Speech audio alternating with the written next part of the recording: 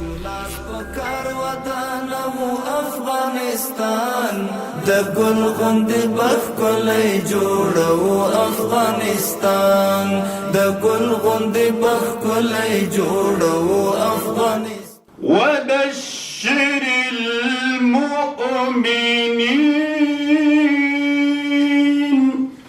نن که موږ تاسې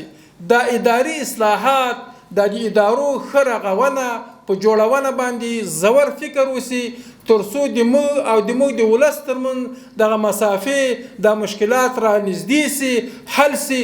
موږ به د الله دپاره د خپل ولس د خدمت دپاره د اداري اصلاحاتو کې کوشش وکړو تر څو په آینده کې نسلونه موږ دوا وکړي. دغه یو مجلس هر څونه تعداد د دې کسانو چې ده دا چې نور هم دغسې اخلاص وکړي لکه اوس چې روان ده نو د موږ الله ته امید ده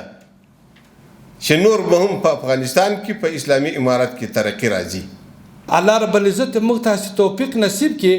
چې دا اصلاح په خپله ځان کې راولو چې هر یو وګړی هر کارمند هر د ادارې مسؤل راځي او داسې وایي چې اني اخاف الله زه د خدای نه ویرېدونکی یم زه به دا کار داسې کوم چې ما باندې خدای نګران ده او د ما آینده وخت یو داسې حساب کتاب ده چې ما سره به د ذرې حساب کیږي نه انشاءالله اصلاح به داسې موجوده وي چې له هېڅ چا نه به ټیل ماټیل او غداري به بیا نه راځي.